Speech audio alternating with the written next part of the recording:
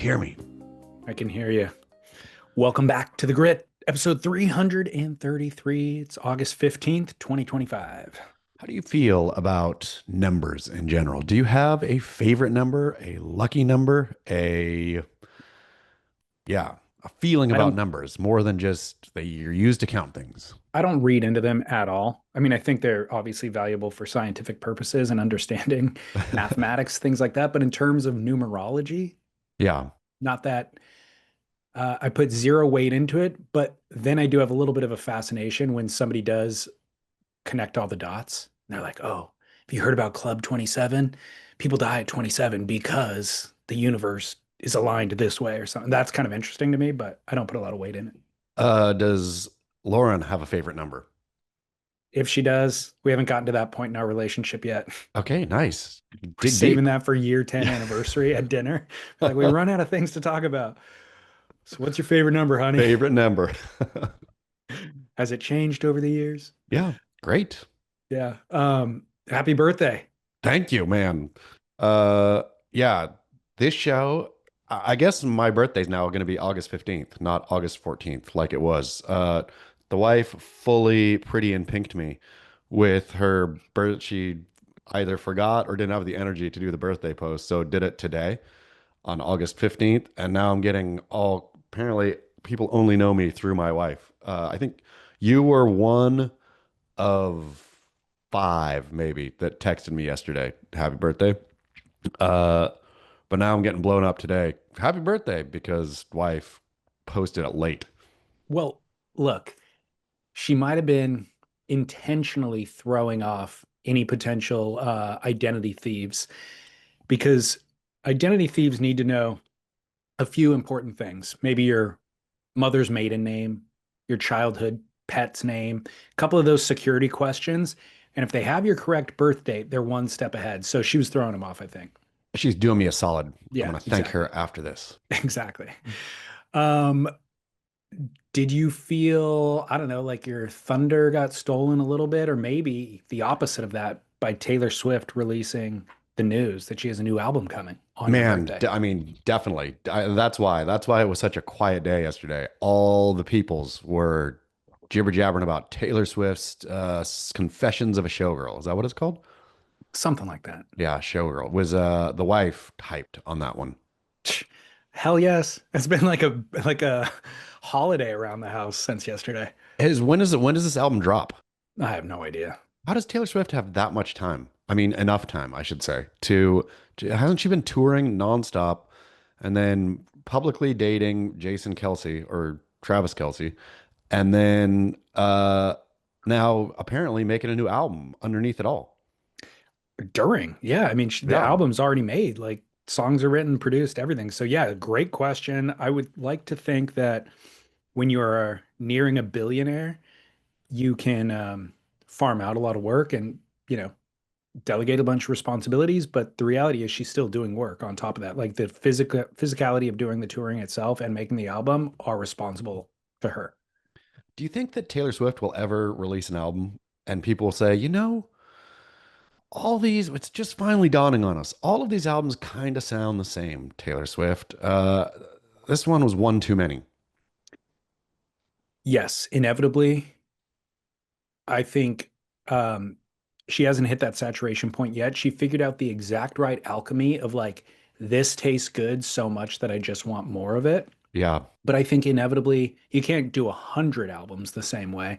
So there will be a time. I feel like her finger's on the pulse enough to where she will make this subtle adjustment when time comes. I think Bob Dylan, as an opposite example, is somebody who made that adjustment before the time came. You know, like he transitioned from folk to electric famously, pissed off all of his fans, then transitioned to gospel, became a Christian in the late 80s or whatever it was, started making gospel albums. His fans hated him for that.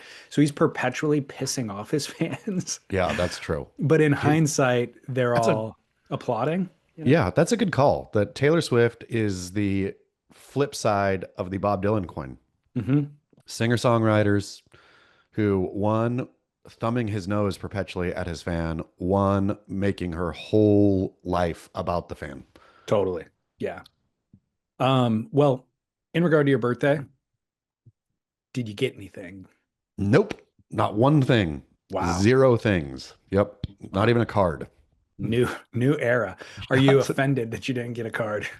no, but like the day ends and you think, huh, I wonder if this is a reflection on my relative value. Like, is my stock dropping heavily and I'm not assessing the situation well? If I become fairly dislikable to basically everyone to the point where no, not like I think the only I got one digital card from my publishing agent, my author I agent. didn't I didn't Yeah. know digital cards still existed. Yeah, it was American Greetings, and I opened it, and it was Kevin Bacon singing "Happy Birthday." So That's the one thing I got. so you said perhaps this is a reflection of that.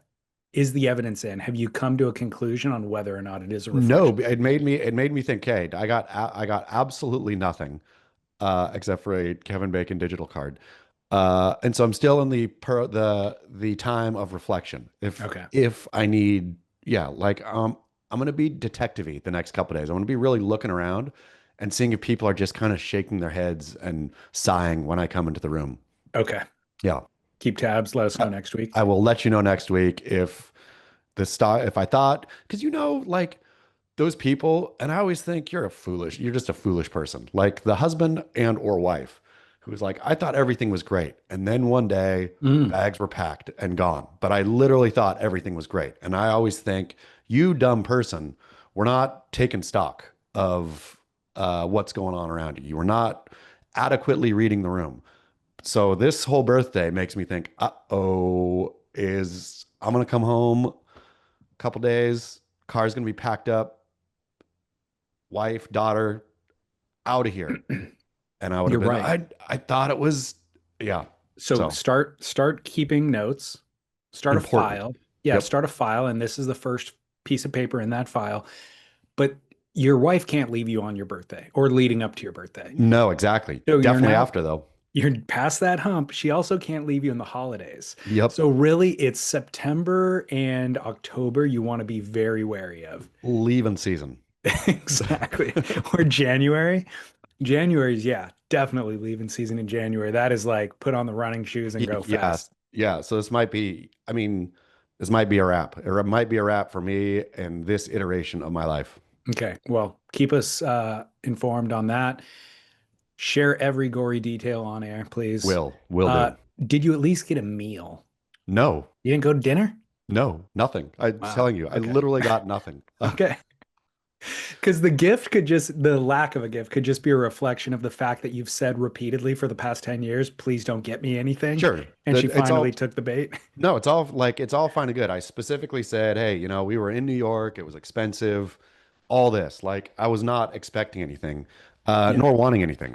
But also then when it's absolute crickets, not even a meal, then it does make me think, okay, Right. if I'm not recalculating, then I'm gonna be the dude once again who I never saw it coming. Okay, then what would the birthday meal have been? If you got to eat whatever you wanted, what would you have selected? Well, I think there was a decision made. I think wife's family is also in town. Mm, And daughter told aunt, wife's sister, that I really like BLTs. So aunt made delicious BLTs for lunch. So I guess I did get you know, and I love BLT, but the BLT is not what I would have chosen for my my last meal, as it were. BLT is a great choice. Do you go traditional BLT or do you fancy it up? BLT, and if there's a good avocado, BLT-A. But Blat. yeah. Also, I guess there was onion on my BLT yesterday, and that was fine. Added some Red nice crisp and flavor. red onion? Red onion. I could go for a red onion on a Yeah. BLT. Yeah, it was Smart. nice. Yeah. Okay, good. Mayo plays a vital role in a BLT, by the way. Huge, huge. And you got to get the mayo that like the actual good tasting mayo. Yeah. There's a problem in my house is hippie mayo. Mm, Like avocado scourge. oil mayo. I mean, I like my mayo like not quite Cool Whip, but basically Cool Whip. Or what's it called? Not Cool Best, Whip. Miracle Whip. best, right. Best Foods is my brand of choice. Best foods is what I'll bring home the best foods and the wife will look at the ingredients and be like canola oil or whatever and Right. be angry about it, and then bring home the avocado oil one. I'm like, that's not my mayonnaise. Well, what's his name? Scott Hewlett gave me his mayo recipe. You can make it at home really simply with like three ingredients. Is it great? It's very good. Yeah. Better than best foods, though. It's equally as good, Okay. but it, takes a moment to make. But if you Uh, have a moment, make it. So I think I'll look up the ingredients when I have a chance, but I feel like it's olive oil, which your wife can't snuff at, no. um, egg yolk, and then Yeah. one other thing. And you just Okay. whip it together with like a hand mixer or immersion blender. Send me the recipe. Yeah, I'm yeah, yeah. down with making my own mayonnaise. The How annoyed are you when you go to a restaurant and ask for a side of mayonnaise and they say, "Oh, I'm sorry, we only have aioli." If they have aioli, they have mayo. Like you need mayo to make aioli. Apparently not. I go fairly regularly, I feel, and catch the, "Could I have some mayonnaise for my French fries?" And they will say, "Nope, we have." Usually it is like a garlic aioli or something. That is super annoying. Yeah, How do you feel about tartar sauce on fish? love tartar sauce on fish. Now, how do you feel about getting a fancy fish dish and then adding tartar sauce? Like what kind is the fish? Let's say a white fish. Is it breaded? No. A white fish non-breaded. I'm gonna say no to the tartar in Okay. that case. Okay. I think I exclusively tartar my fish and chips or my breaded fish. So I want to turn up my nose at tartar sauce, but I'm not better than tartar sauce. It's tartar sauce is one of the best. Like It, the only problem with tartar sauce, but I guess it's also what saves tartar sauce is that it only goes with fish. Like, yeah, have you ever put tartar sauce on chicken, tartar no sauce on need. beef? It would be No. disgusting, right? Yep. How is Yep. it the perfect thing with fish? Yep. I don't know. It really is. And whitefish, salmon, variety, like it's all good. And I Yeah, agree with you. It's better with breaded fish, but the other night I made really turned out fantastic. It was like real simple, but it was butter, dill, and lemon salmon, basically. nice, Yeah. Side of simple. asparagus, side of potatoes.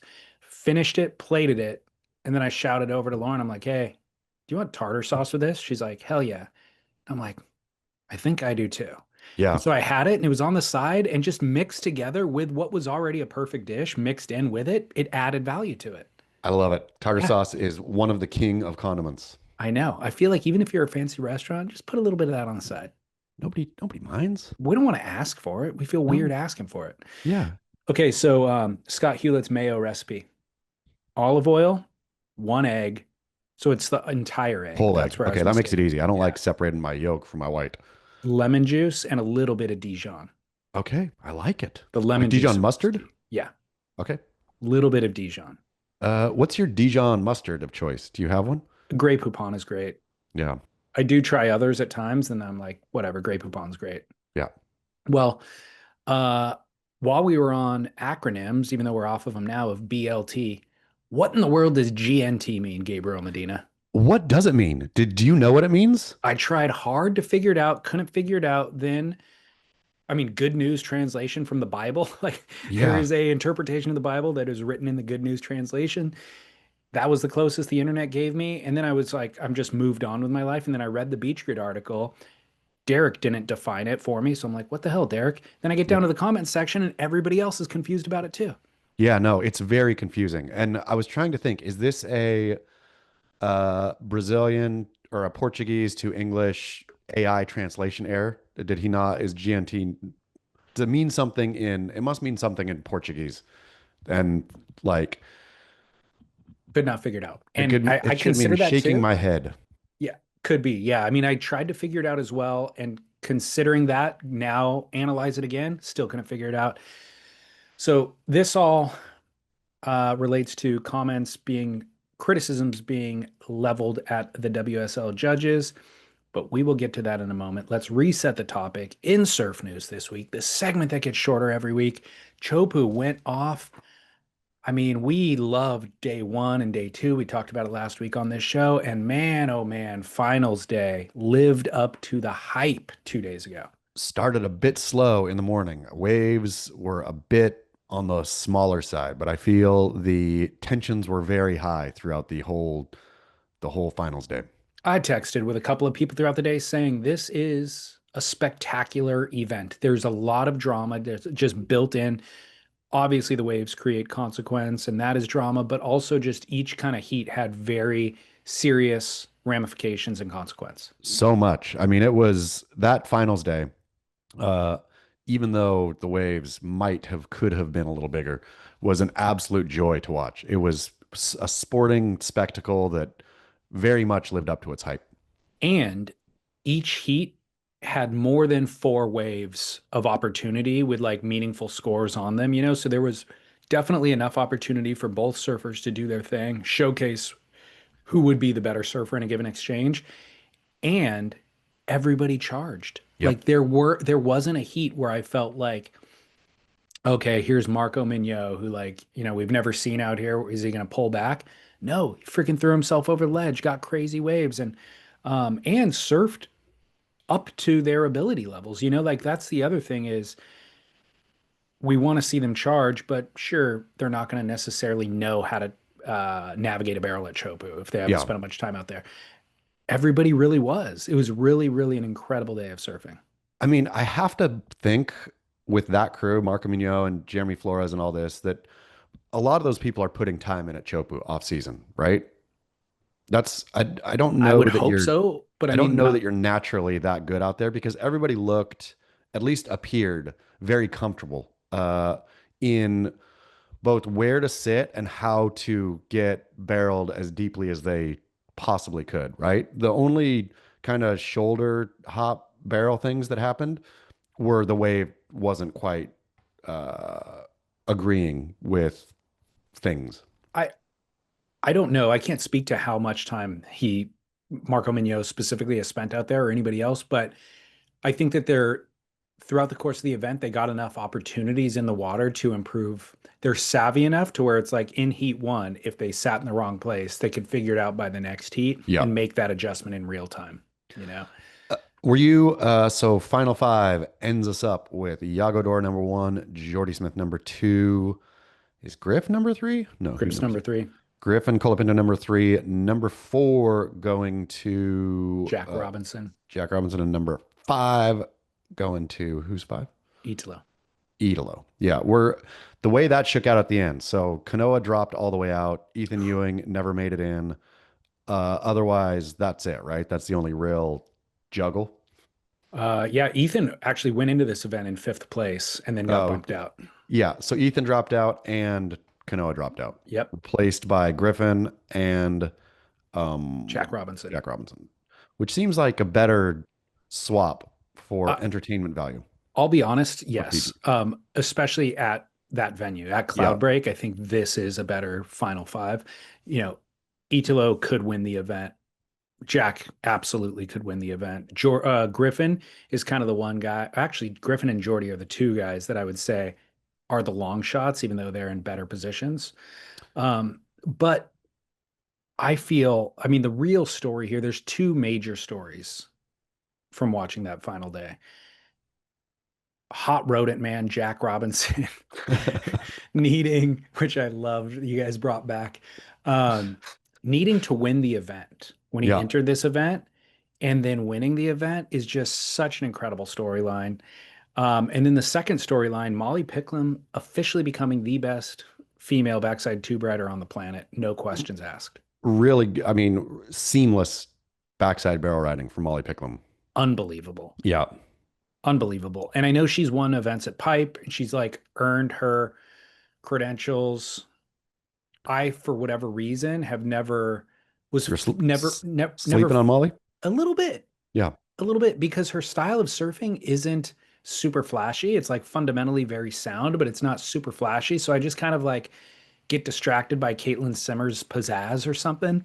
But Molly Picklum was unfreaking deniable. And Yeah. she like did a sick kick stall into a barrel. She was definitely charging and definitely comfortable with it enough to not just be like holding on for dear life. She was like taking off and fading and then boom, pumping up and then driving through the barrel, pumping, stuff like that. It was like incredible.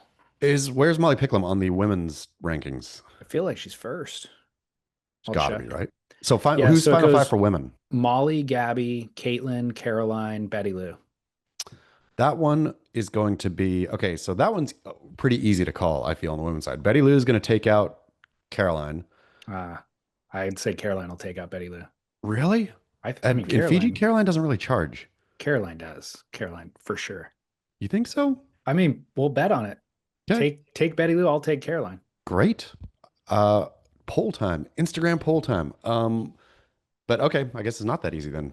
Well, I I think I think think Picklum's going to win, like especially top spot, and with the new format of just having to win one, or yeah. if you win first, you're done. I think it's I going to had be a tough. I had a lot more question marks prior to the Chopu event, whether Molly would necessarily thrive at Chopu. But after watching the Chopu event, I'm like, oh, hands down, Molly's got this. Now, what's interesting is I think Caitlin will be in that final with her, and it'll be a rematch of the final we just saw, where Caitlin got trounced. And I did not expect that. I expected more of a performance from Caitlin. And to be fair, she got detonated by a set wave.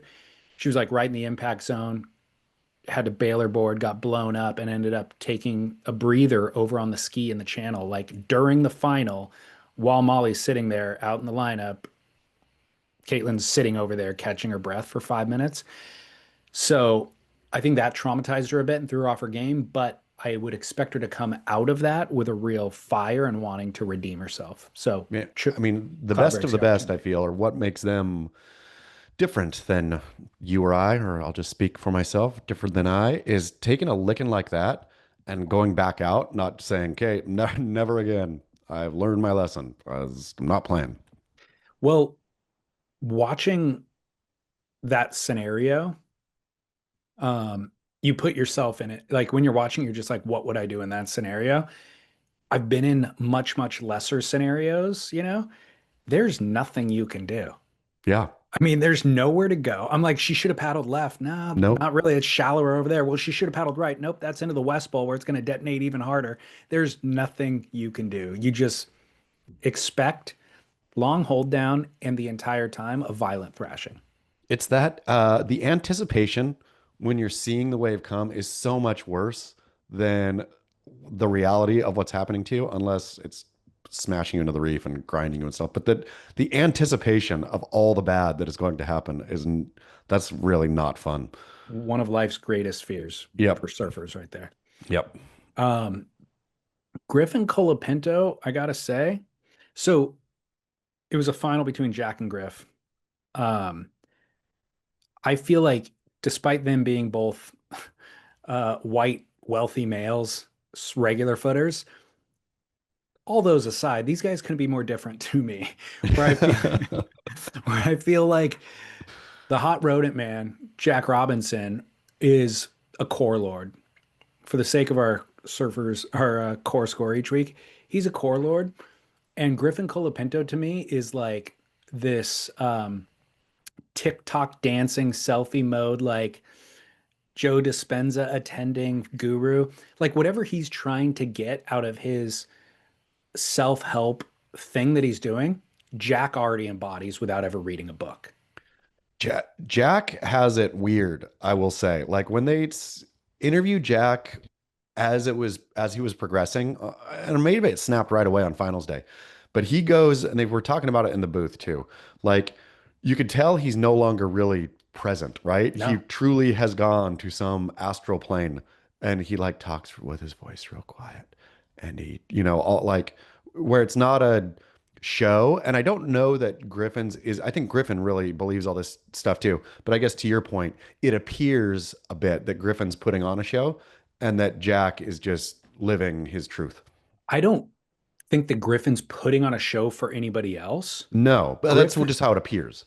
Griffin is from a uh, you know, background, let's say, where this is you do it outwardly. Like that's just the way that you do it. Like you learn these things and you talk about these things that you learn, and then you turn it on selfie mode and you share about these things that you learn with everybody, and that's how you do it. And like this is all part of who I am. This is you're going with me on the journey. Jack's like you said, living it. Yeah, This you can't come on it this journey.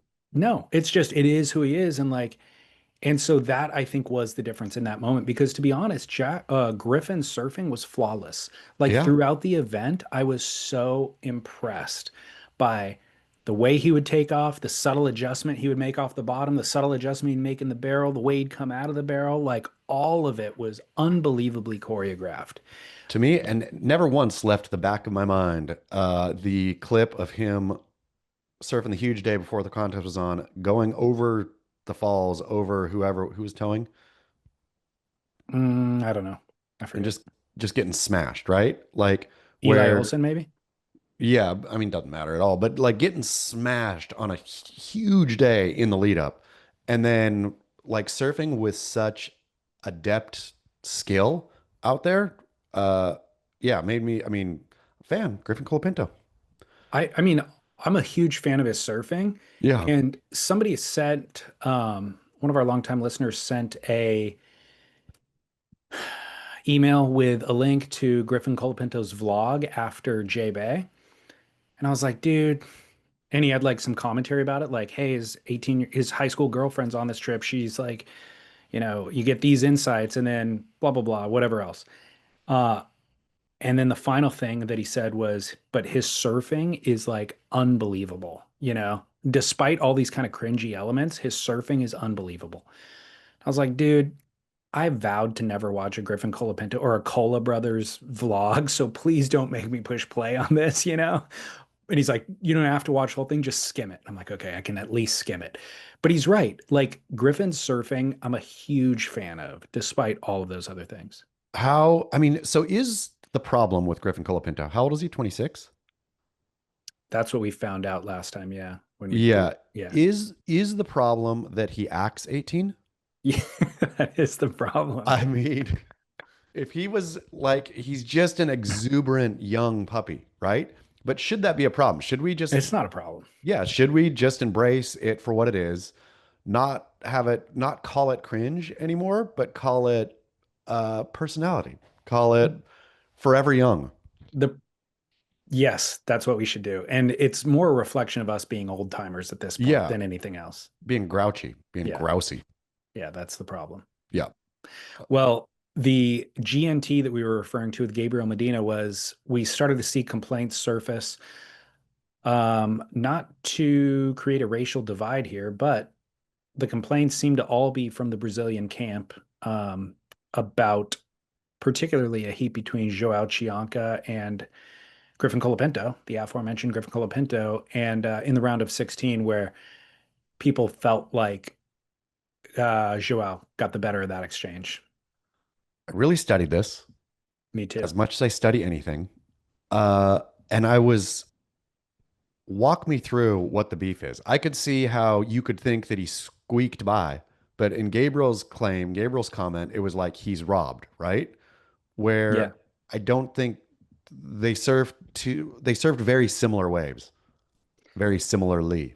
I rewatched it in real time. I thought there was no problem at all. Um, and then I rewatched it in preparation for this, and it was negligible. It was, as the final score showed, 3/100ths of a difference between those two waves. And when it's that close, you could side either way. You can make an Yeah. argument for either case. And so I felt like, look, I love a good controversy, and I love when the judges get roasted and when they get it wrong, because it gives us stuff to talk about. But I'm like, they're crying wolf at this point. You I mean, can't just complain all the time, because once there is an actual grievance, we're not listening anymore. I mean, that's 100% correct. Like I thought based upon the vociferousness, because I didn't watch that heat in real time. So I came into this heat already pre-baked with, okay, Right. it's they got Joao got ripped off, or that's the line. Let me find the rip off. It wasn't even like that Joao surfed, a quarter better than or an eighth better. It was I watched Went back, watched every wave. It was like neck and neck. And if Joao would have won, Joao would have won, right? Like it's not like Griffin smashed him either.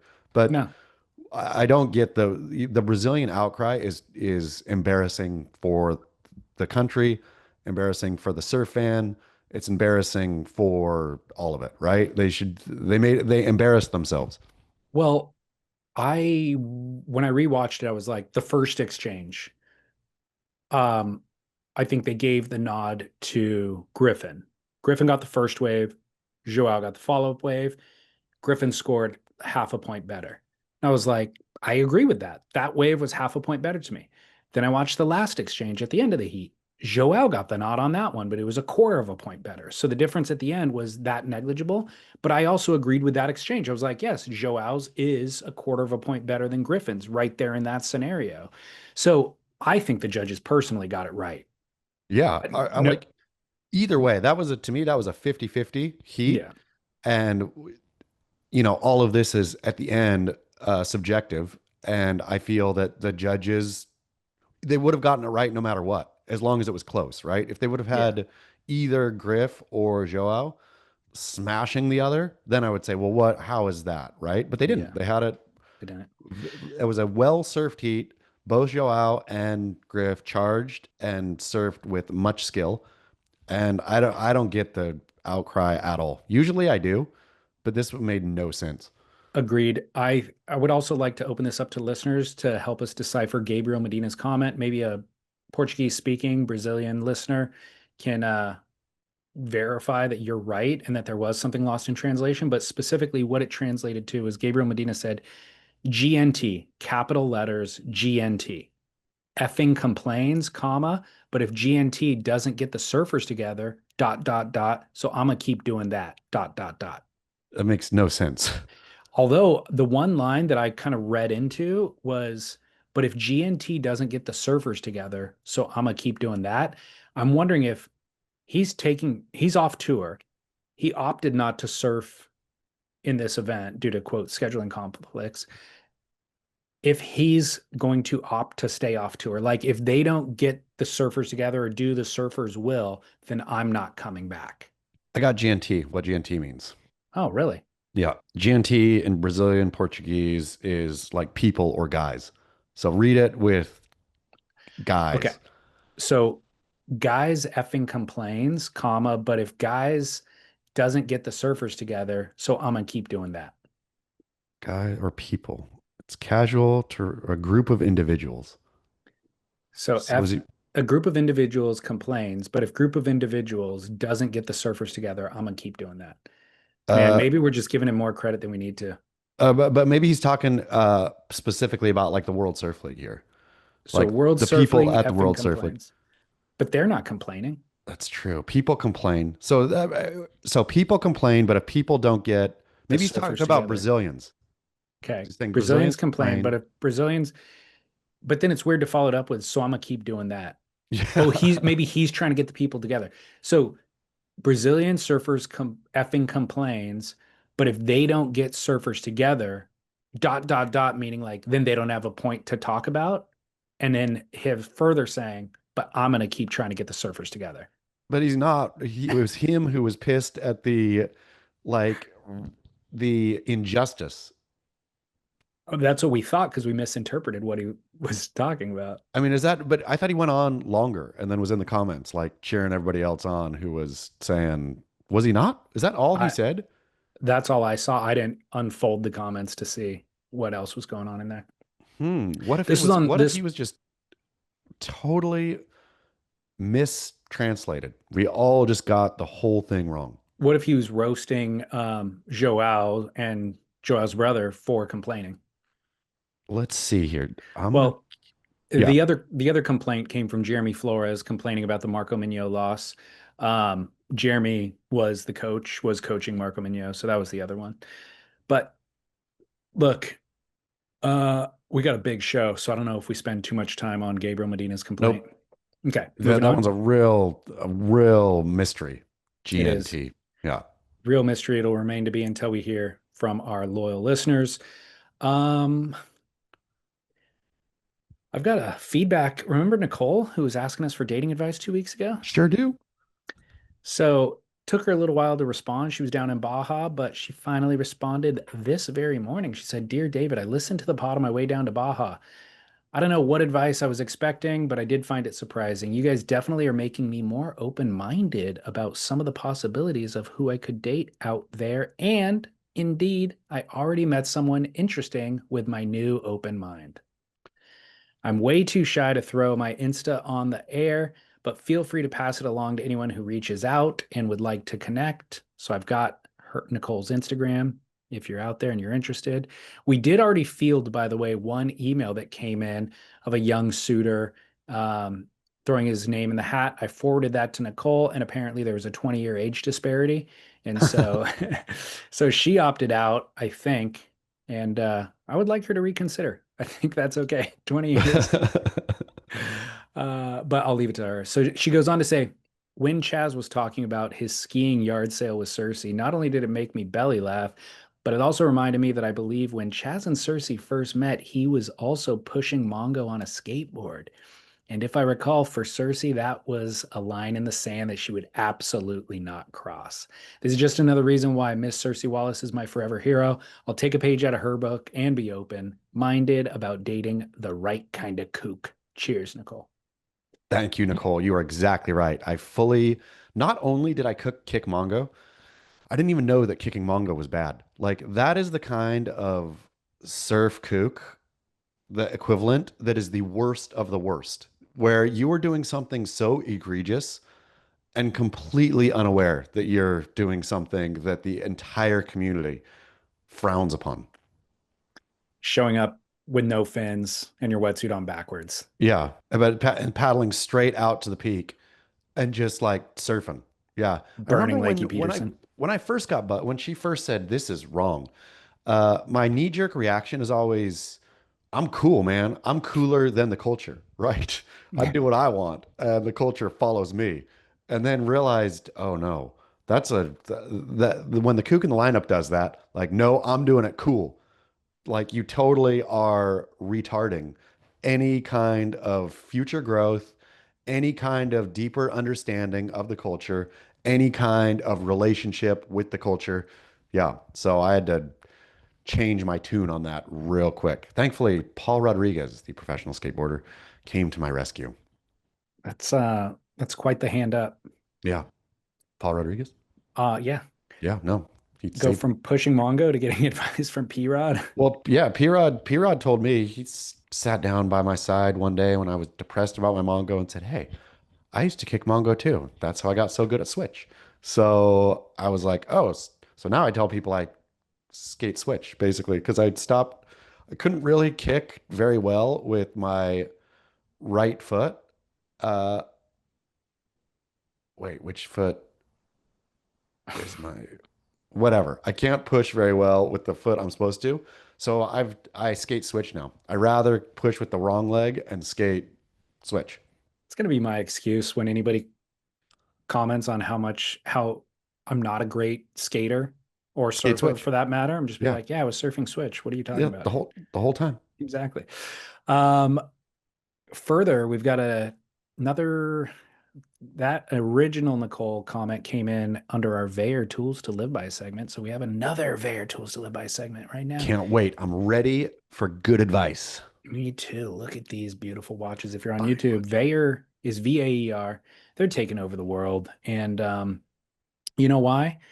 It's that direct to consumer model that has helped all of us consumers out in the last decade, which is like, let's cut out the middleman. We will do it. We'll do it with the same quality ingredients, cut out all the middle people, direct to you for a fraction of the price. Sometimes I get scared about these kinds of products because I think, are you showing something flashy on Instagram?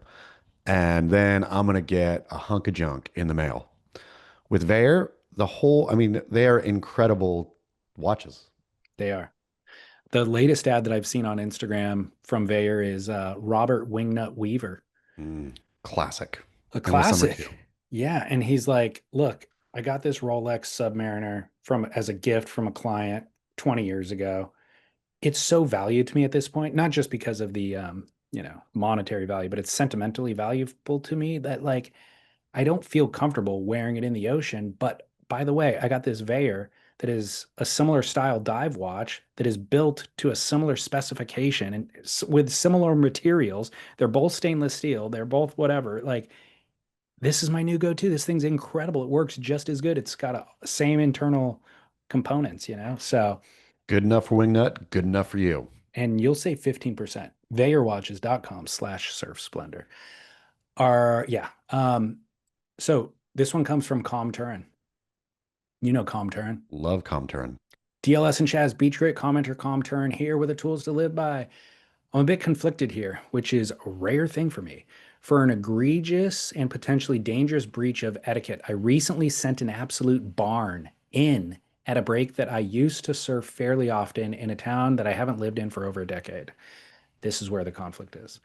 Um, this is no insignificant affront either, but a drop in on a set wave where I was calling the guy off as I was pumping down the line. The whole thing resulted in a collision after I had to take a mid-face line to avoid yet another guy duck diving right in front of me and could not either kick out nor straighten out. The guy demurely obliged and paddled to the shore after we surfaced. I pointed to the beach and just bellowed, "In!"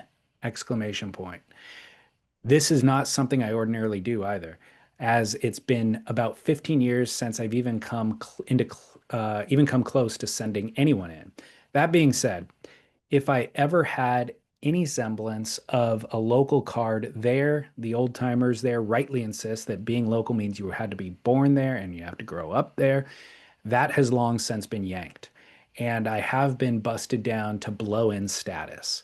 If this were a decade ago, a blow in at that break would have zero prerogative to be doing anything other than barking at the guy, and then that would have been pushing it.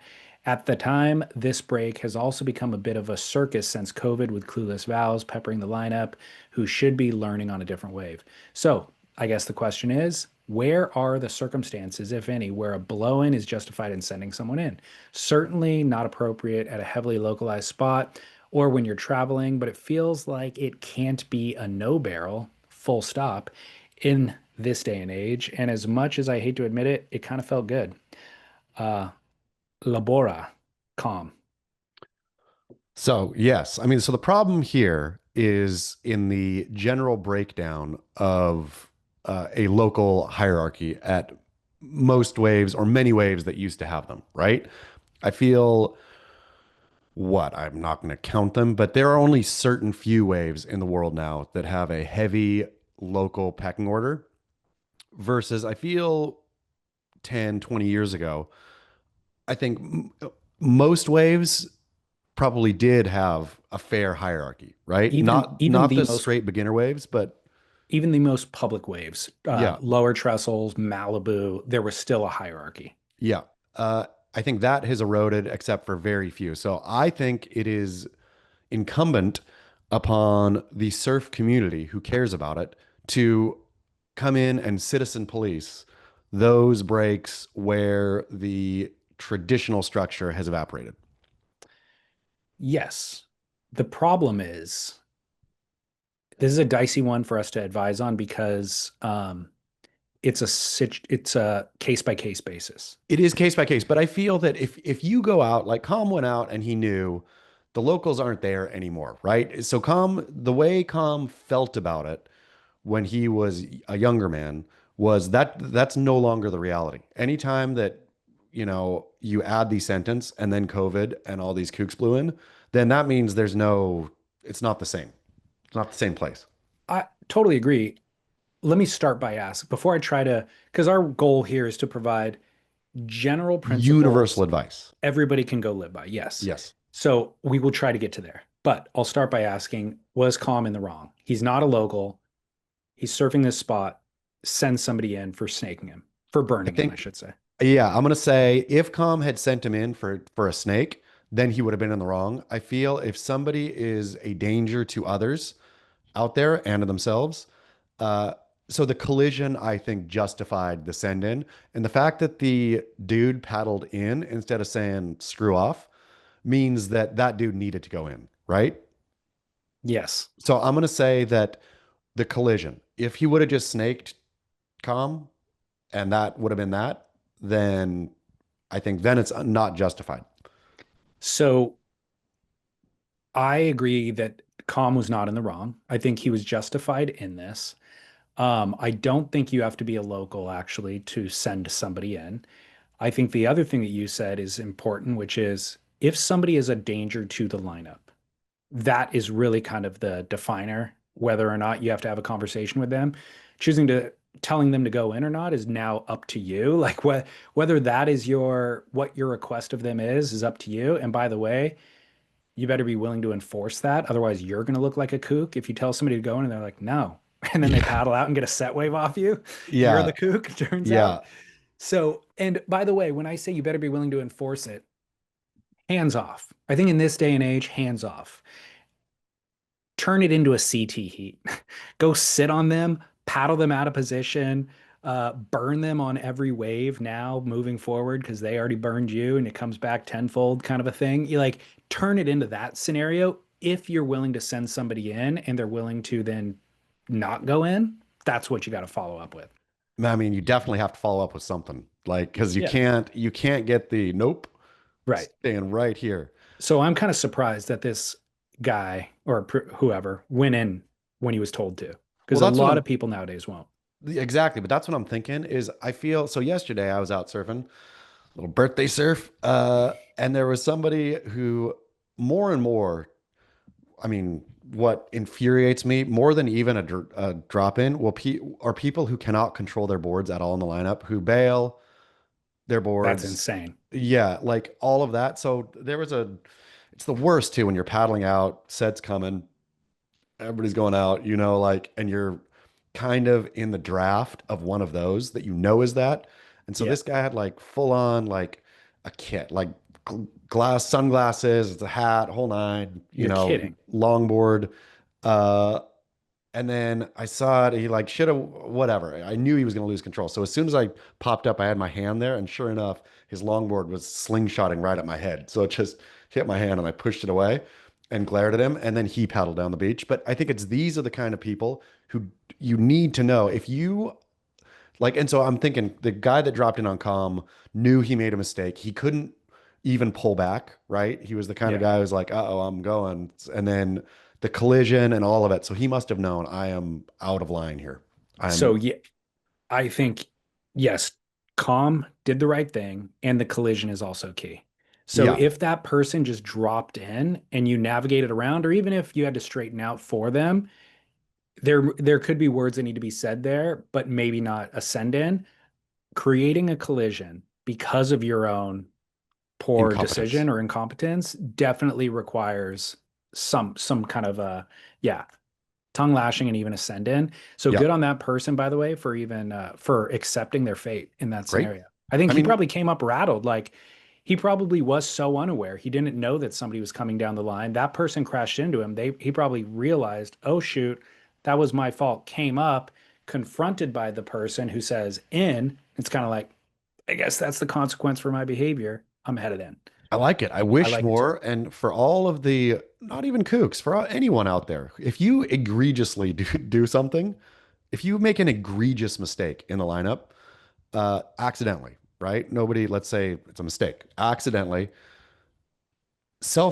like don't get called in, just self go in, like Ooh, uh, I would do that self deport. if I felt that much self-deport. Yeah. If I felt that much shame, I would feel better going in and having nobody associate my face and my presence with actual me. Because next time I come out here, it's going to be labeled as I'll be labeled as such. I'd rather disappear before anybody identifies me. I think also, knowing that you did the right thing internally, right? Going in and saying, I did the right thing. I did a bad thing out there, and now I'm in timeout. And I am a big enough adult to put myself in timeout. Totally agree. Yeah. Um, the other apprehension I have here with giving advice to go ahead and tell people to go in is self-entitlement. Entitlement, just entitlement alone is almost a personality type these days. So we'll say this, and everybody who hears it is going to be like, yeah, I am the person who should be sending people in. And then they'll go out and start green light on sending people in. We might have That created a scourge in the the, lineup. the send people in. I mean, I think Com brought up a like because this is a very specific point, and I think the universal rules are if somebody caused a bad collision or hits you with their board because they can't control all that, right? I think this is where we've landed on any beach in the world other than the whatever 10 or 20 that are have their own rules that are actually policed. Um, have words. But again, I think you pointed out the send in, if you send somebody in and they don't go, you're in trouble. So hold that until you know somebody, you've got somebody. Okay. The other deterrent I'll offer to anybody feeling entitled is um, if you commit to sending in somebody and they don't go, then your entire rest of your session and maybe even your day is going to be ruined. Yep. Because if you're going to spend the next 30 minutes paddling this person out of position, hounding the kook, basically, that's it. That's it. Like you're not having fun anymore. You've No. turned it into a negative headspace. And hopefully they will learn their lesson and the end will justify the means. But you probably won't get that gratification. And furthermore, just being an enforcer takes a mental toll on you. Yeah. And like all these things too, in hindsight, you can look back. I've raged a lot, David Lee Scales, if you can believe it. I've lost my temper more than once. And usually I look back and I think it was pretty funny. And then, yeah, but it's never, rarely do I look back and think it's entertaining to me to look back. Rarely do I look back and think, yeah, I was pretty much looking like the Hulkster right there. Rarely. Yeah, rarely. All right. Well, in this case, Calm was the Hulkster. We're giving him a free pass. Well, I mean, the guy went in, Yeah. so Calm was the Hulkster. Yeah. Okay. Well done.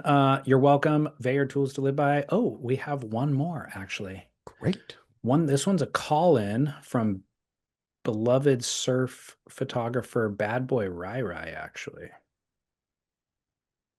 Let me see. Volume up. All right, here we go. Hey, David Lee and Charlie. It is Bad Boy Rai Rai here, calling in from Tahiti.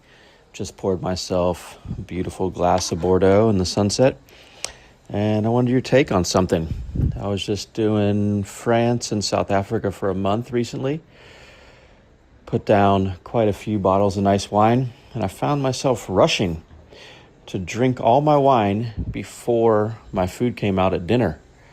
So what I was thinking was,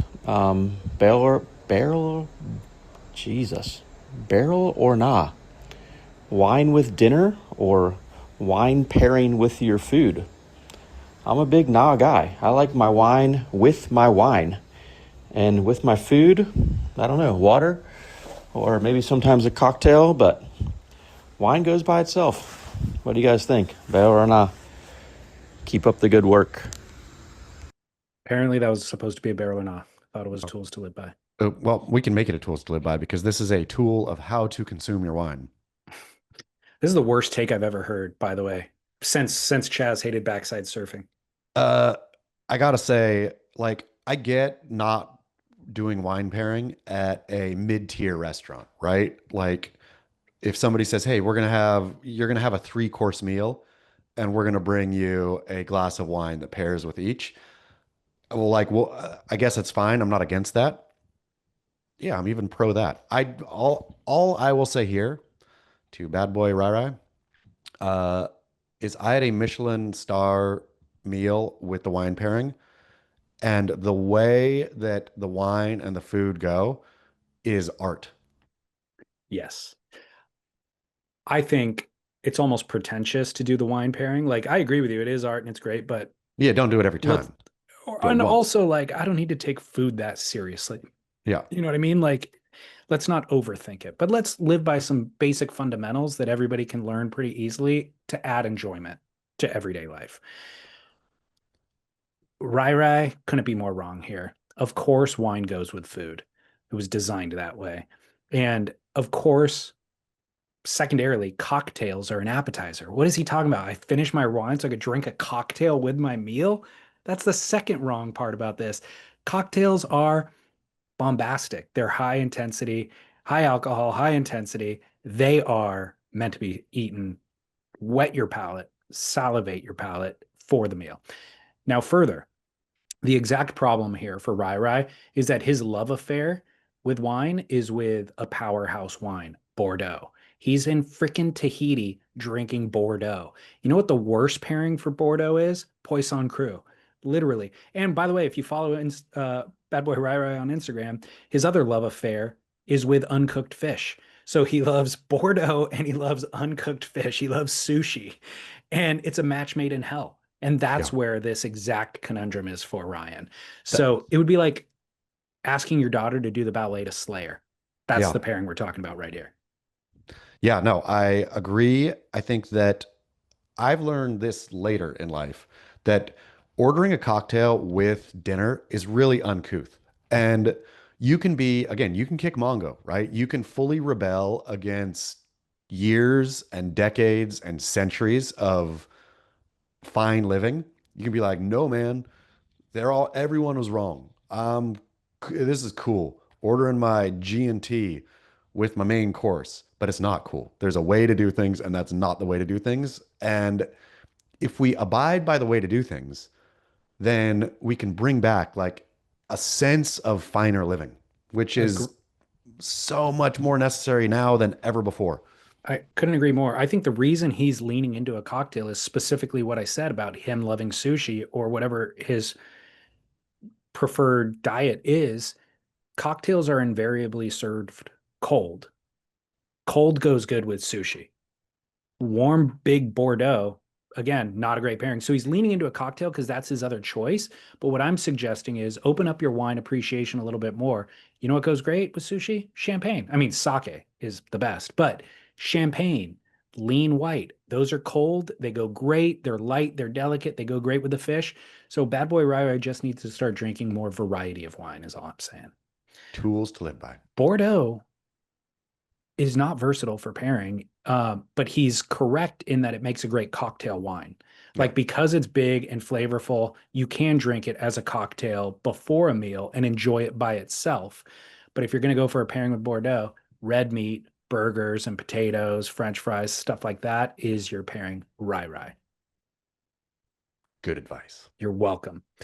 Don't say gay. I've got a don't say gay coming back. How are you doing on time today? Great. Okay, cool. Now, before I get into my don't say gay, we have a controversial take about, look, Bad Boy Rai Rai's take was the worst since yours about backside surfing. This might be the worst since Bad Boy Rai Rai's take. Ooh, wow. What? Hey, Dave, this is regarding people not replacing toilet paper and waste bags from last week. Very simple solution. Don't replace either. If you live in a household where this occurs, bring your own toilet paper to the toilet and take it with you when you leave. And do the same with the waste bags in the kitchen. Have a secret stash for your own trash, but don't replace missing bags until the individuals who neglect to do so start to get with the program. This is the only way that change will occur. Other than that, I don't have much to say except that I love the shows, love the bonus material on Patreon, and maybe that the time has come to say goodbye to Don't Say Gay. Why? I was thrilled and delighted when I interviewed Stretch on Surf Splendor. He says, Yeah. I was thrilled and delighted when I heard Stretch use gay numerous times to describe something not to his liking. And in none of those statements was he referring to homosexuality. Even better, in a recent Patreon podcast, Chaz said retarded numerous times. He said it today too. I said, but I didn't use it as I said it's retarding us, right? Today you did, but on those Yeah. Patreon episodes, you did say retarded. Those two occurrences made me think that the quote rules you'd put up before had suddenly gone up in smoke. A bit like when the English queen was on a visit to Sweden, walked against red light at a crossing, and suddenly walking on red light wasn't a criminal offense anymore. True story.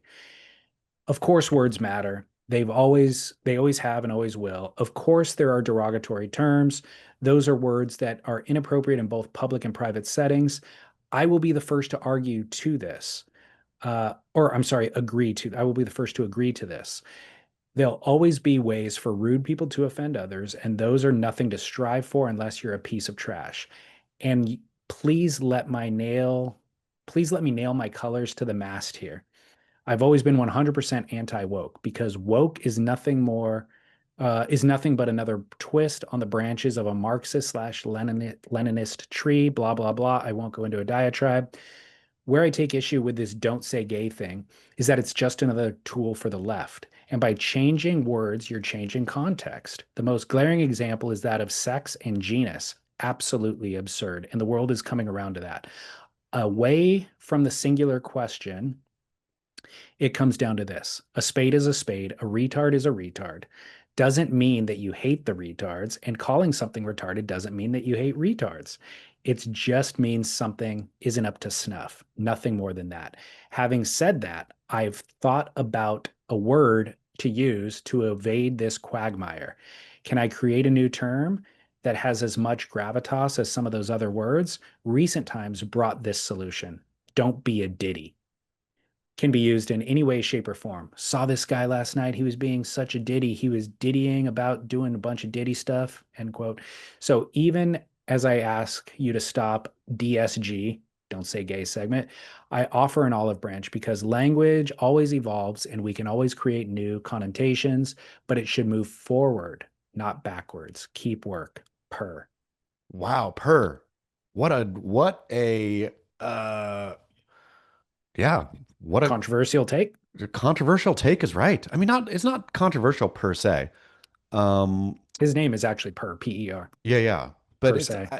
I don't think it's controversial as much as I think he's just wrong. I think again that uh certain words, the whole don't say certain words do need to go and we do need to evolve. And I don't think it is just a tool. I don't think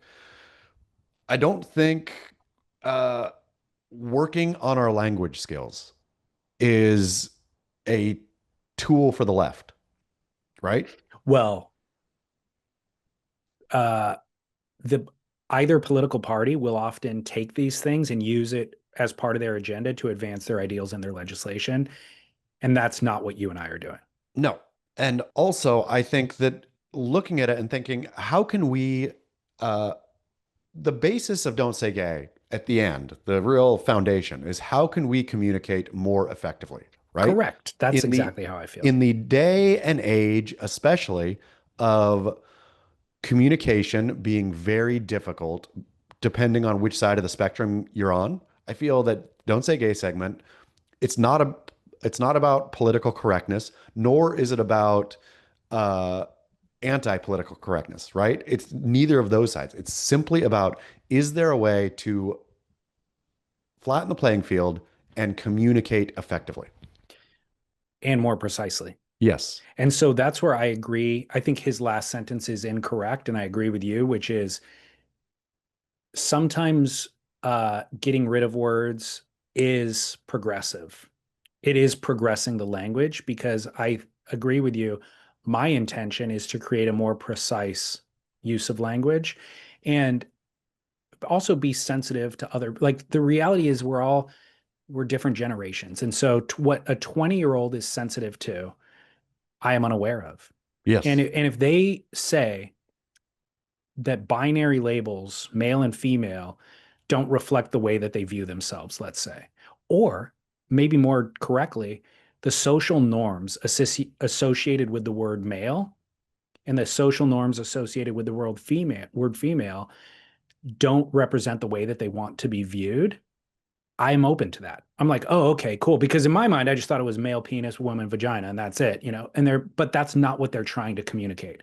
Perhaps they're trying to communicate something different. And so I think, okay, great. Is there a way to add additional language to be more precise, to better understand what this person or this generation or whatever is feeling? And if we can, that's progress.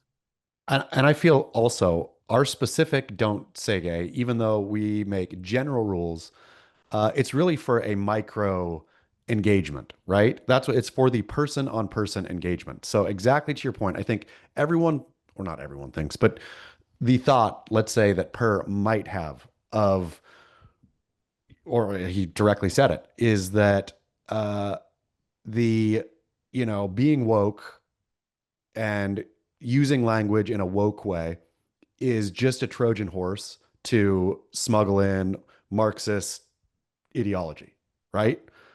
What if it's not? And it might be that on a macro level of a group, trying to force, say, genderless bathrooms or whatever, right? There could be an intention in there to Trojan horse and idea that per or others don't like into the public square. Don't Say Gay, though, I think is mostly about the personal to personal interaction. So if you meet somebody on the street who is, yeah, like, is a they, them, be able to deal with that. Like, you don't have to say, well, you personally are a Trojan horse for Marxist ideas, right? No, that's just a person moving through life who, and this is the way they look at the world. I think it's essential. You can disagree with the idea of changing pronouns, but it's essential to understand that that's what that person thinks. And it's okay to add new language to understand what that person's sensitivity is and for you to better understand it and to be more precise about these things because it's all gradation. It's all varying colors of gray. It's Well, not black and white. and the thing also with, let's use gay and retard specifically. Uh, Too many things became gay, right? I mean, how many things? Exactly. There's Yeah. there's too many variety. Okay, what do you mean by that's gay? Do you mean that is being done in poor taste? Do you mean that is weak? Do you mean that is, It's effeminate. yeah, it can mean, and the same word just being splattered around. No, let's use a different word for each one of those things that you mean. Right. Which is, More refined language. yeah. And exactly. Yeah. More precise. Um, so the other detail that I wanted to get to is the idea with the changing of the bring your own toilet paper into the bathroom and leaving with it. The idea of going tit for tat is just wild to me. Um, and I know I offered my own passive aggressive advice for how to handle this with your partner last week, but I see two results here by implementing that strategy. You teach your housemate to do exactly what you're doing, which is bring your own toilet paper and then leave with it, thus not solving a communal problem in the house. Now you're just individually living in silos together, looking for out for your own best interest. So I think part of the key to unlocking Per's thinking here is, if I'm not mistaken, he's Swedish or Scandinavian. I don't know. He has I think if it's the same one that comments on Beach Grit, a Scandinavian last name Okay. for sure. And so I could fully see something like bring your own TP and garbage bags working in Scandinavia. Like, everybody's orderly, everybody's taking care of business, taking care of their own business. It's all good, right? So, yeah, I mean, it is clearly a absolutely cultural background difference informing his opinions, informing our opinions. But and if that society operates that way in unity, then maybe it does make sense. I was just thinking, if you operate that way in your household, it's only a matter of time until the household falls apart. If you're only Yeah, looking out for yourself. And it's then, true. and my thought was, you're hoping to train the person to do something for the community, but the behavior that you're illustrating is an individualistic behavior. So what you may end up training the other person to do is be an individual as well. The problem with also not treating the house as communal is when a mess is made. For example, let's say you take your trash bags and you keep your own stash and you fill and da da da da. When that trash can is empty, I mean, I'm sorry, if the trash can itself is bagless, filled with garbage, that's now your problem, right? Yeah. Unless you want to straight up ignore it. But if the other person doesn't care and you're more sensitive to that, all of a sudden now flies are there and now all of a sudden maggots are there and the other person is still not getting it, you made yourself a big old problem. Yeah. And I think in an ideal scenario, the difference between this, we're going to work together communally in this home versus individualistically, is I have weaknesses. My partner has weaknesses. So it's like, yeah, she forgets to put the trash bag back in. I guess I'm going to have to pick up the slack on that one's not 50-50. That one I'm going to pick the slack up on. But guess what? The things that I'm terrible at, she just goes through and cleans without ever telling me about it. You know what I It's mean? true. Like, so you hope to have a give and take and be aware of what the other person's are, and then you seamlessly operate in this environment. So it doesn't, I guess there does need to be some sort of an accounting in one's head of like, it ends up being 50-50 at the end of the day in totality. You have to be calculating somewhat, but you don't want to have a handwritten calculation account of who's doing what. I think you bring up a very good point though, of be aware, like look internally at your own blind spots or what you are doing poorly, right? And what your partner, because that's like, I think it's human nature maybe just to think of good stuff of you, bad stuff of person you're with, right? Or they're Totally. annoying you this way. It's just a real easy cycle to get in. Yeah. Uh, it's probably something that I haven't been doing a good job of, which is why I got no gifts and no card and no nothing. Something I'm gonna have to really sit with myself today and think, what am I doing massively wrong around the home? All right. I'm inspired by you because I was just realizing I've gone into that spin or cycle in my head where I'm like, I do X, Y, and Z all the Yeah, time, yeah, and Lauren never mentions it. Like I cook all the yeah. time, put out phenomenal meals, don't even get a thank you, don't even get an acknowledgement. And then later I'll be like, hey, did you enjoy dinner? She's like, it was fantastic. I'm like, okay, cool. Thanks for Could letting have me told know, me. you know? Yeah. Yeah. So I will internalize that and get stewed up about it. But then I think about it right now as you're talking, I was like, I've never even considered washing our sheets. Yeah. And they're washed 3 times a week. Yeah. And like Boom. I'll see her in there making the bed, like struggling to stretch the fitted sheet over, and I'm just like going about my business. Like Yeah. Cool. I in those moments could be like, hey, honey, thanks for always making the bed and cleaning the sheet. You know what I mean? She just does Yep. it. Yep. So Uh, don't pick don't internalize it until you've really w- considered what the other person is doing. One finger pointing out, three pointing right back at you. Might be too late in my case, but everyone else listening, take Well, heed. I will be inspired by your epiphany, and I'll go say thanks for the sheets after we're Yeah, done good with job. this. So you save yourself. I will. You're gonna get a birthday gift. That means Um, all right, so I actually do have a don't say gay if you want to get back into that. yeah, definitely. Shit eating grin. Mm. Uh, I like it. Really? Yeah, I because hate it. okay, but here's the thing, and back to being precise with words, right? When somebody says he's smiling broadly. He's or she's, grinning ear to ear. She's da da da da da. The shit eating grin is a very, very specific kind of grin. Let's see if we both have the same definition for what a shit eating grin is. Yeah, let's see. Because I think this has been misused 90% of the time I've heard it used in my life. So I think the shit eating grin is the grin a person has when they did something stupid or bad, but are happy about it. Give an example. Uh, It's a very similar definition that I have, but give me an example. I think, and we should search I this did up. I did search it. I've got it all Okay. written down. A shit eating grin would be some, like for me, somebody goes out drunk driving, smashes into a mailbox, gets out and looks at their friend with a shit eating grin. Yes, I think that is correct. Okay. The example I was going to give is a serial killer smiling at the victims in court. Yeah. I Yeah. think Like, it's like it's doing something vulgar and smiling about it, yeah, knowing that you're gonna basically piss off the other person because you're smiling. exactly. Okay. And I think it covers that field well, right? Like we need a word for that. That smile happens enough where we do need a word for it. Okay. So I think to my point of this has been misused my whole life. I think people generally have used it when they're just somebody they don't like is smiling. And or somebody just has a big smile. Yeah, Like exactly. somebody has like an overly big smile. Yeah, the misuse is the problem here, not Yeah. the correct use. Okay. Well, Google or AI, I guess, Google's AI says that its precise origin is somewhat uncertain, but it's likely a shortened form of the phrase grinning like a possum eating shit. which I think is actually, this makes sense to me because a possum has a perpetual grin and they will eat anything. So it goes on to say the vivid imagery suggests a creature displaying a broad grin even while engaging in doing something unpleasant or shameful.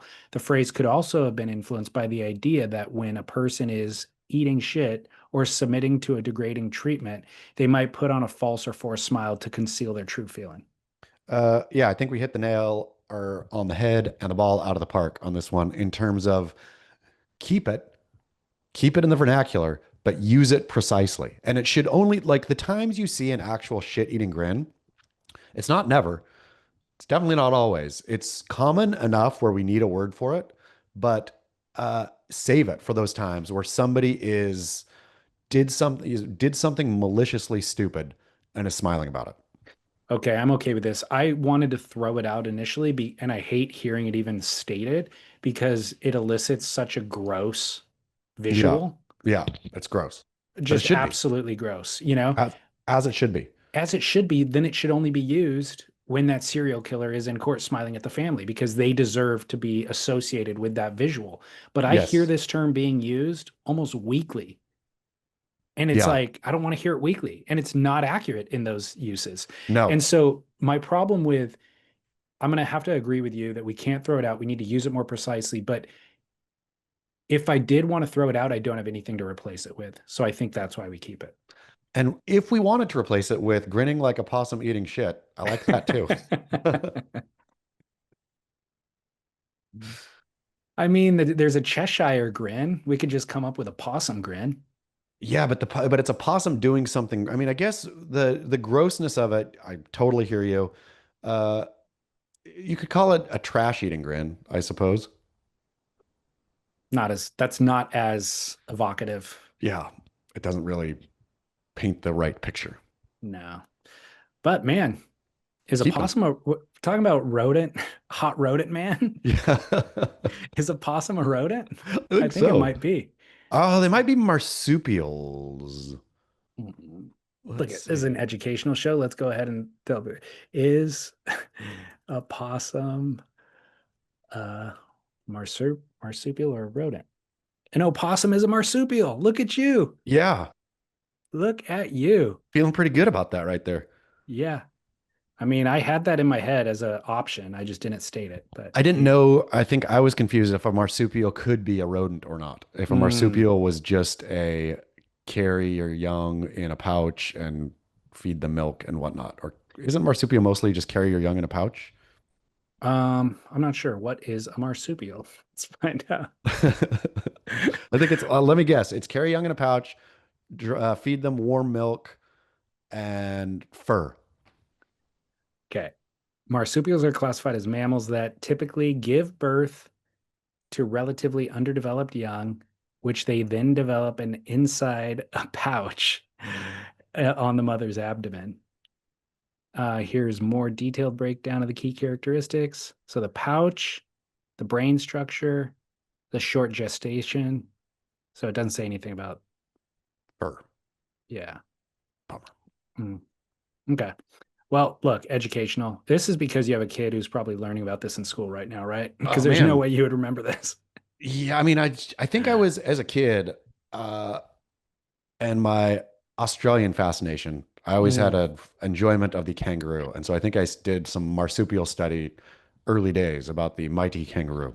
and it's stuck. Yeah. Good for you. No matter how hard you try, you can't eradicate those brain cells. Nope. Trying real hard. All right, we'll go to commercial break and then we'll come back with some core score updates and some barrel or not. All right, Chaz, welcome back. So good. Last week's call about Craig Anderson and the boogie boarder.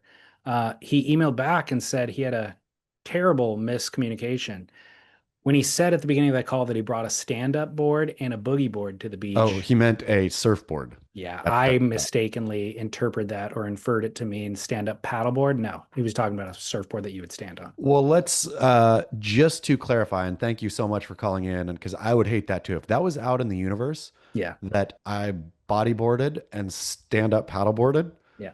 that would be unfortunate. But also, back to don't say gay.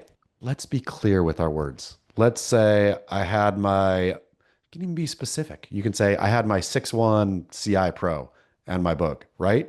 Like you cannot call a surfboard a stand-up surfboard in relation to a lay down board. You would have to presume it will get confused if you Yep. use that terminology. Yep. Okay. All right. Another quick email came in and said, what if replacing the produce bags is the same as returning a shopping cart? No, no, it's not because the whole point of returning the shopping cart, not returning it, is you're giving somebody the joy, an employee the joy of walking around outside. Uh, the torture of putting, like, there's a reason that people Yeah. don't do that is because it's not fun. Thank So you. you're saving somebody from bad things. Thank you. Yep. Yeah. Not returning the shopping cart is giving magic. It's giving the lowly employee the best portion of their day outside in the sun away from customers. Yep. Replacing the produce bags is not doing that for the employee. Nope. Yeah. Making the Okay. employee sad. Okay. Surfing core score last week, we finished at 61. I gotta say, we had a pretty core week in surfing. Molly Picklum's performance, Jack Corelord take out TikTok dancing Griff. Okay, I'm gonna go, since both of those were known quantities, I'm not gonna go big on either, but I'm gonna say both of those, both Molly's ticked at one up, Jack's ticked at one up. Like it is core surfers doing core things, but expectedly. Okay. Now, caveat or addendum, maybe. Both of those things means that professional surfing in a jersey with all the cameras shared with the world hit a new zenith. Well, we're gonna have something that takes this down. But yeah, I would say that that Chopu event is as close to what I would like to share with the world about professional surfing as I've seen yet.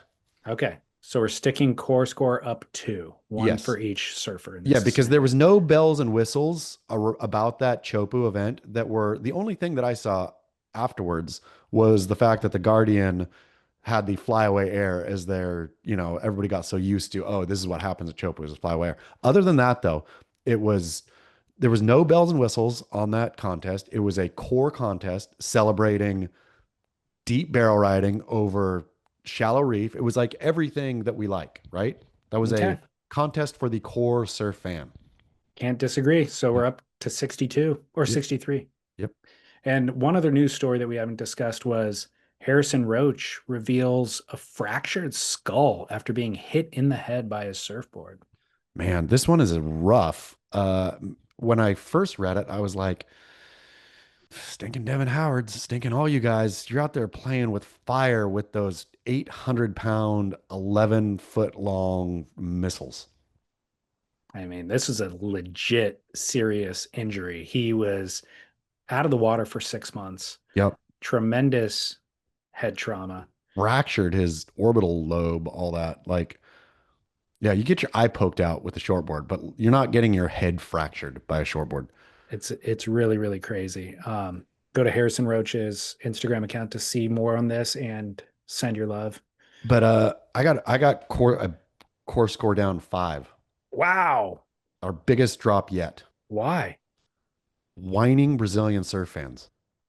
They're such Oh, giant babies, and it's such a big part of the surfing population that it does affect surfing's core score, right? If this was a bunch of majorly. whinging babies out in Sri Lanka, let's say all Sri Lankan surf fans cried and moaned every time a Sri Lankan lost, you'd say, that's okay. You guys are real little. Brazil is not little. Not only is Brazil not little, Brazil has had what, 5 of the last 6 That's I know. champions? Yeah. Like, and so the perpetual whinging drops surfing's core score down. Glad you identified this because I didn't have that in my notes, but it's so true. It's if you were never exposed, let's say there was an alternative, there was a sport in Sri Lanka. We'll just Yeah. stick with Sri Lanka Yeah. that you and I had never been exposed to, and it ends up on the world stage. Maybe it ends up in the Olympics. We're like, oh, okay, cool. I'm going to pay attention to that sport a little bit.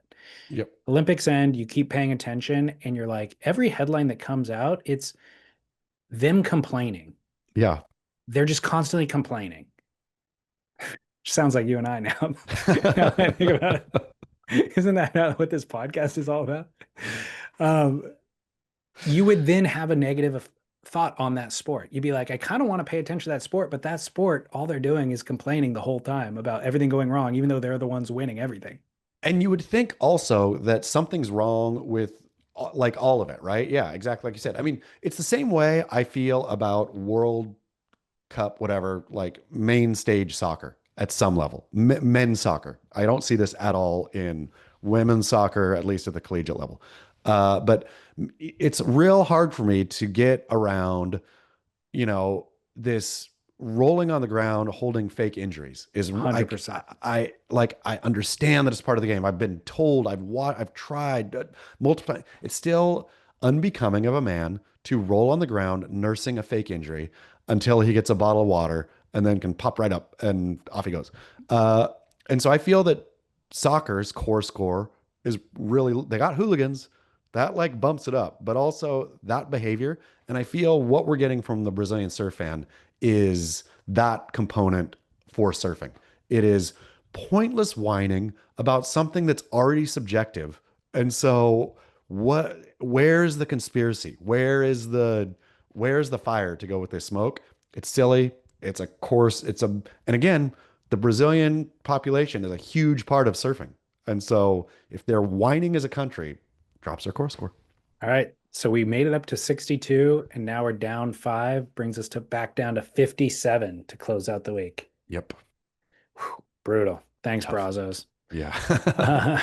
Hey, it keeps us on the air a little bit longer because if we got too non-core, we'd have to Yeah. go away. Yeah. Okay. Barrel or nah? Flat brim hats.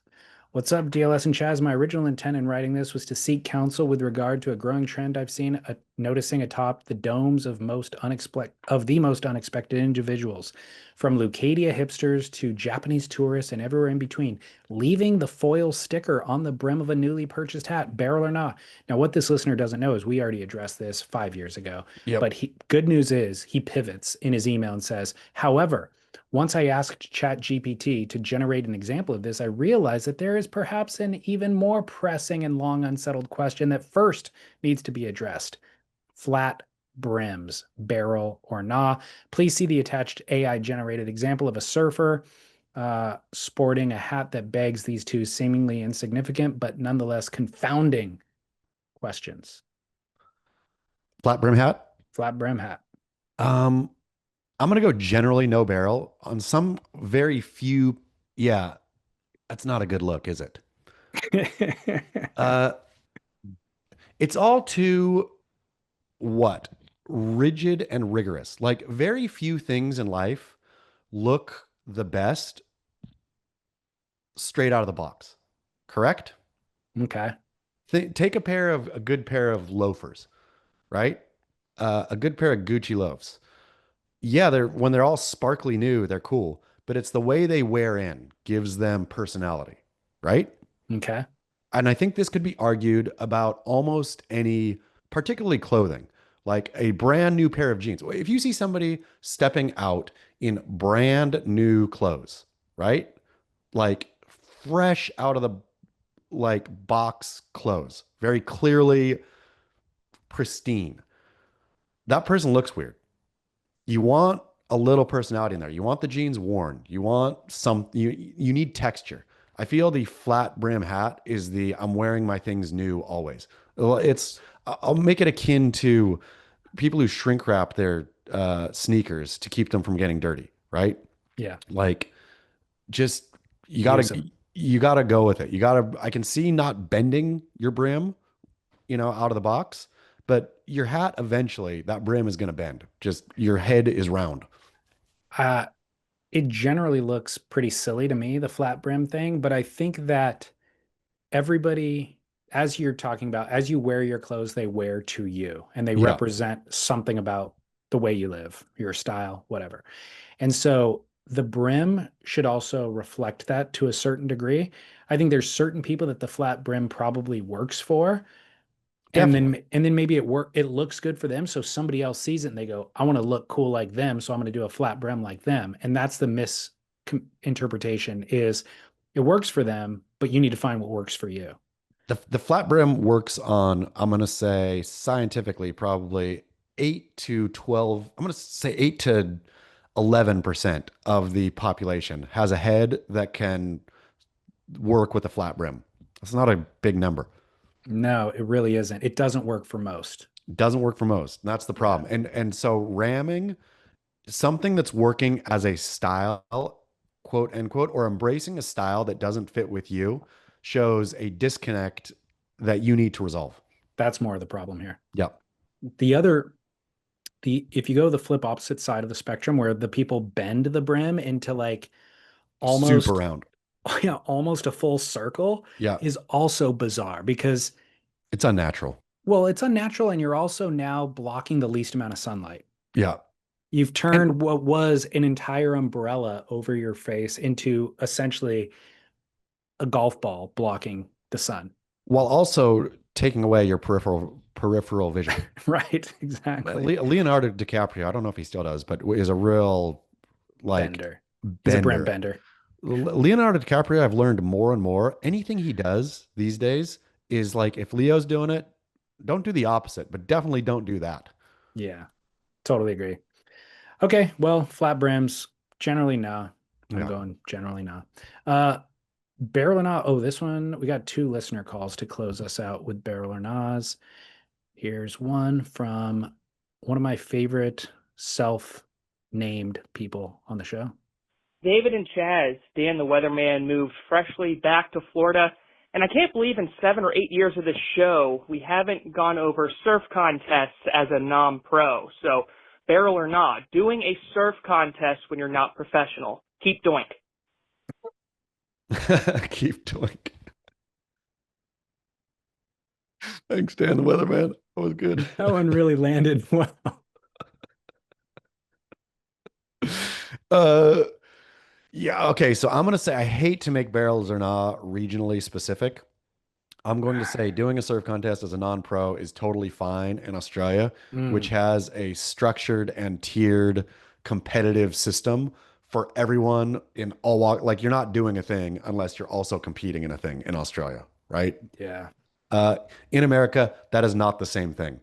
And so if you are signing yourself up for a surf contest as a non-pro American and who has never been a pro, I'm going to say you go CJ Hobgood. You go enter whatever you want. If once a pro, always a pro, right? Yes and no. I would have said yes 2 days ago, but I have a no based on Joel Parkinson recent interview. Oh, what did Joel Parkinson say?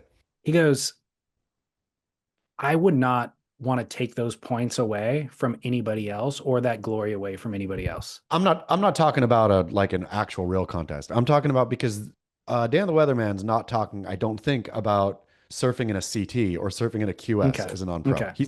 He's talking about the local board rider thing, Okay. right? Yeah. And I'm saying Joel Parkinson, go surf that all day, every day. Siege, you go too. All you guys go, whatever, have at it. Your entertainment. I'm saying though, in America, unless you've been a pro, don't go enter a surf contest. It's I'm funny. going to extend it to if you surfed collegiately, you can also do it. If you surfed on a college surf team, I still don't think you should open up that wide for it. I think there's something kind of embarrassing about being, let's say, a 45-year-old dude and wanting to still go prove yourself. not in Australia. Like that's I know what you it's have weird. to You're do right. there. You're right. It's totally different culture and acceptable there, certainly a badge of honor, and will get you a round of beers later that night. Yep. But in America, it Don't feels do it. it feels very cringy to me. Forced. It's weird. It's not our culture. Our culture is not based on tiered competitive sport as your thing after I think it's fully not only uh expected, but almost necessary to live in the sport industrial complex from ages, have your children live there and you yourself live there from ages 6 through 10, right? 6 through 10.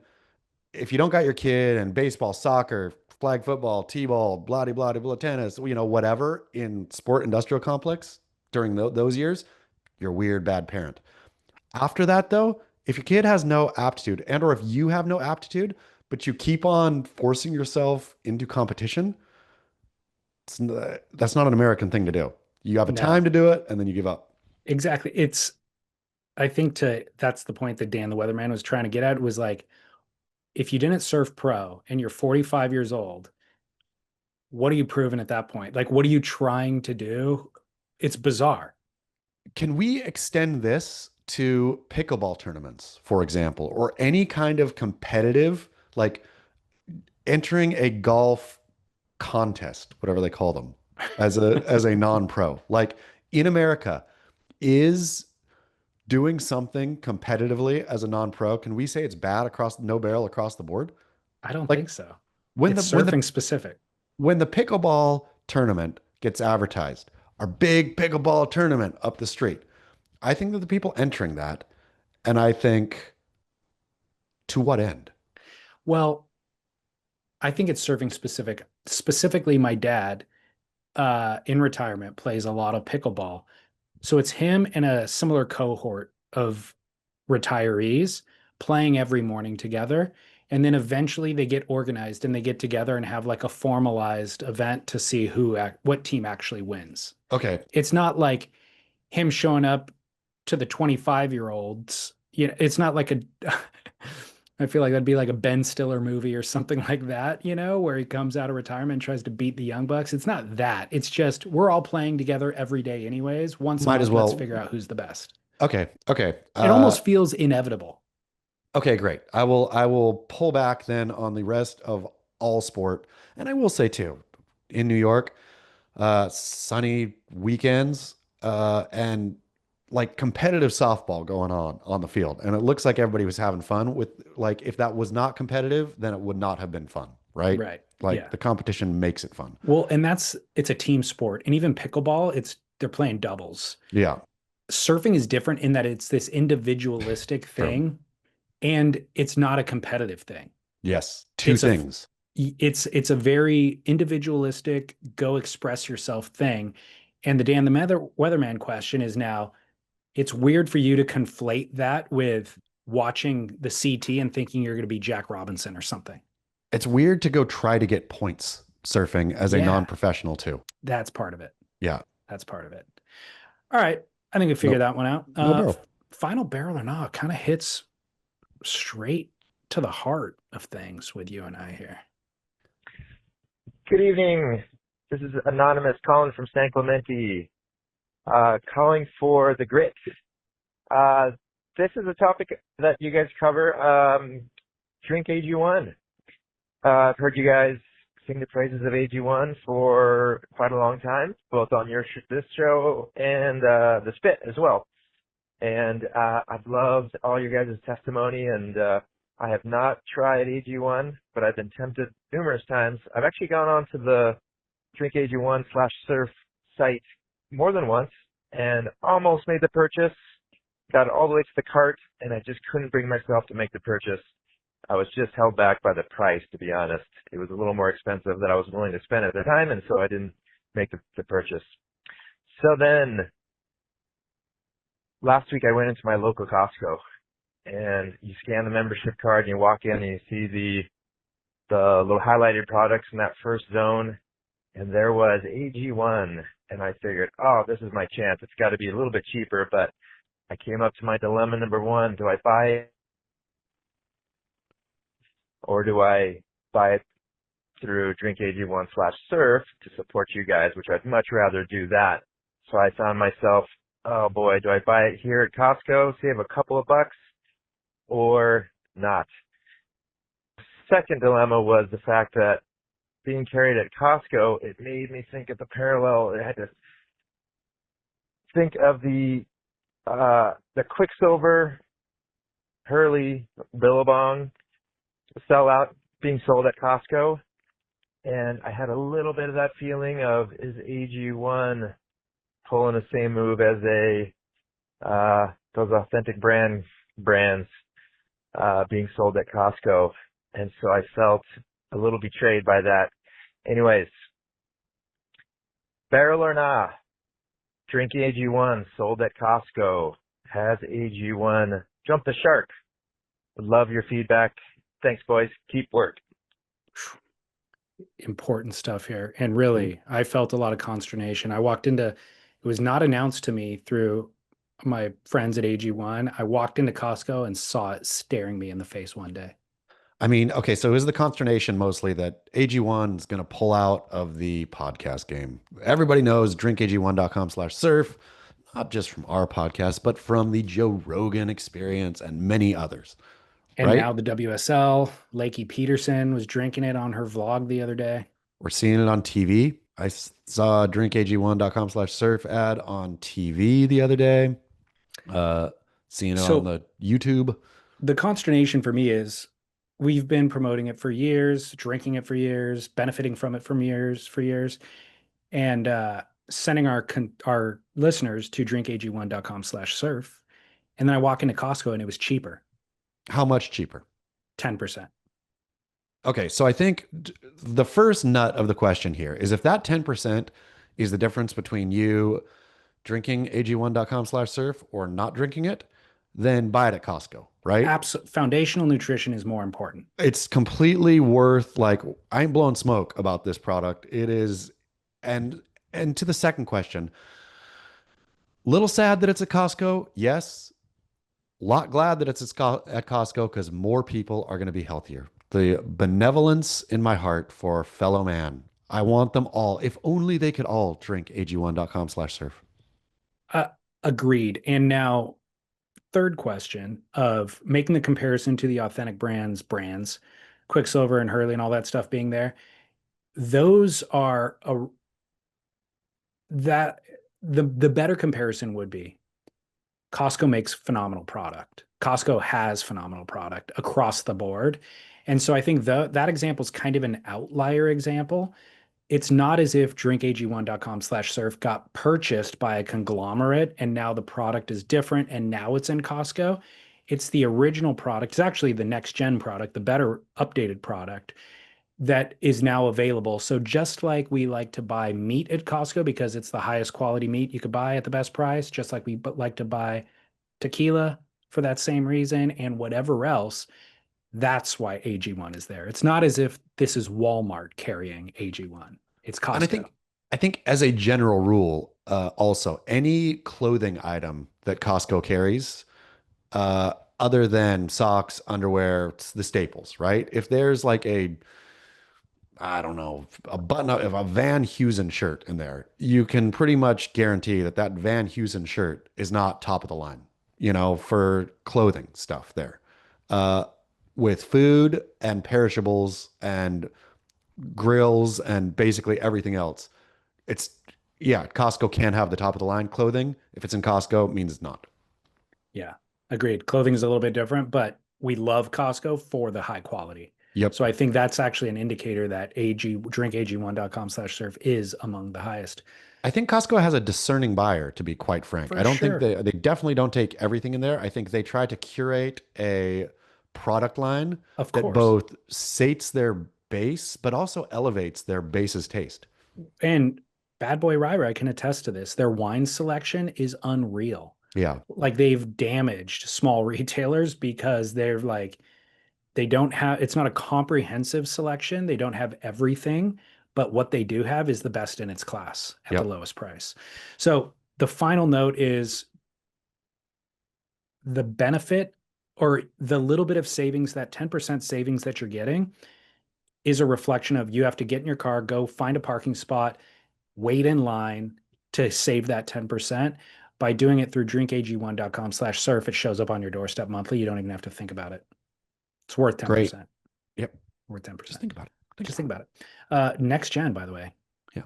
I haven't had the next gen yet. I got stolen from me. Apparently. That's right. I'll fix that for you. Have you tried all the flavors? No, I'm still on berry. Okay. It must be within the 30 days. Actually, it's my wife. It may be lasting me more than 30 days because Lauren's still drinking out of the canister, like the original batch. Mhm. I'm drinking the berry out of the pouch. So she hasn't even tried the berry yet, but it's taken me a long time to get through the berry in order to get through to the citrus and the other one. But I'll send you notes when I get through it. Okay, great show. Happy birthday. Hope somebody gives you a gift. Looking unlikely. Looking like Feeds I ya? might be, my bags might be packed and on the driveway right now. Let's hope not. Or wherever you land, hopefully there's internet there so we can keep podcasting. Amen. Amen. All right. Until those results come in. Keep work.